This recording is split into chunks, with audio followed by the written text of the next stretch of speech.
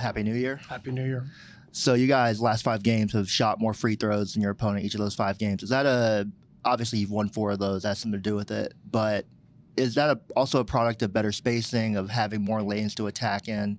I guess when you look at that stat, what do you see? Jimmy, when he's going to the line a lot, we tend to do well, and he's been to the line quite a bit, last few games.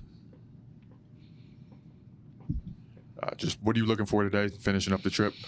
Well, 3rd game in 3.5 days, so we're going to have to get contributions from everybody. Probably a similar approach to the other night, playing a lot of people, and try to find combinations that can bring energy and click offensively. And we got to do a good job against them, on the defensive end. These guys are tough to guard. A lot of shooting, a lot of pick and roll.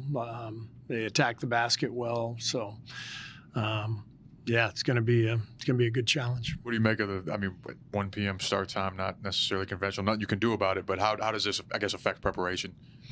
Well, we don't have a meeting in the morning. We don't have a shoot around, but we love it. We get to, get home tonight and not arrive at 3 a.m. And so it's kind of a nice break in the schedule, a little different vibe, different feel. But we got to make sure we're awake for the start. Hi, Coach. Happy New Year's Eve. Happy New Year. Shannon Spake from the Hornets. We have coaches in here every single game, and we ask about Con Knipple. But for you personally, someone who watches one of the best 3-point shooters on a daily basis, what are some of the intangibles that you see out of Con? Just his demeanor. You can see how poised and confident he is. You can see just the wisdom that belies his age and experience. I mean, it's crazy to watch him play and think is he 19? I don't know, 20. But 1 year of college, and he looks like a 10-year vet out there. So really, really smart, poised, confident player. Hunter Bailey with the Charlotte Observer. I'm curious, the 65-game requirement's been a hot topic lately. Is that something you'd like to see change with the CBA this offseason? I'll be honest, and don't take this the wrong way. I don't care. I really don't. It's just it's a number. It's something for everybody else to figure out. We, as coaches, we got enough to figure out already. So whatever they want to do is fine for me. When the Hornets are at their best, they're playing fast, the ball is moving around, and they're making quick decisions. Can you, and just basketball in general, can you speak to the importance of quick decision-making and how that impacts a defense? It's a decision-making sport. When I watch games, I see hundreds of decisions that have to be made at both ends over and over again. And the best teams tend to make the best decisions. You have to have talent, but you have to have guys who can understand the game, see the floor, see where the other 9 guys are, and be proactive, not reactive. And that, to me, that's the sport in a nutshell. Hey, Steve. How are you? Good. Since the last time we've spoken, you've become a team owner with Mallorca. I was just wondering, has that experience changed your perception on sports or how you deal with it? Not really. It's just totally for fun, and I own about 0.0001% of the team. But I love following the team.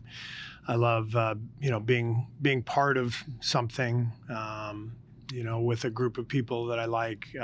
So it's really just a fun side venture more than anything. And how's the Liverpool roller coaster been for you these? Yeah, weird season for Liverpool, but fun to watch.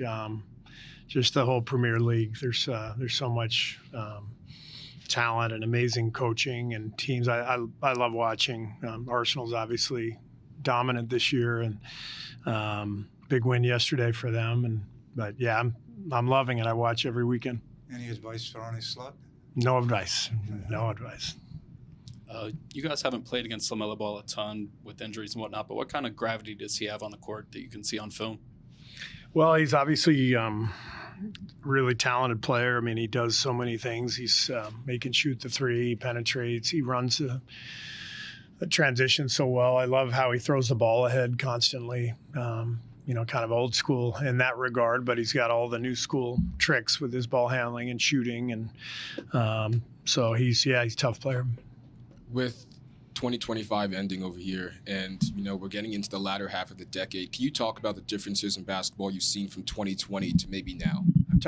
Talk about what? I'm sorry. The differences in play style and just basketball that you're seeing in the NBA from 2020 to now. From 2020 to now, pace is definitely up. It feels like more teams are cutting. I think in 2020 there was more just high ball screen, space the floor, dive the big man, and everybody kind of stay in their spots. The other three guys stay in their spots, and I think since that time we're seeing a lot more creativity in the league. We're seeing more cutting. Still a lot of ball screens, but more movement and flow that either precedes or follows the ball screen. So I think the league's gotten better, more talented, more creative. Definitely harder to win now than it was then.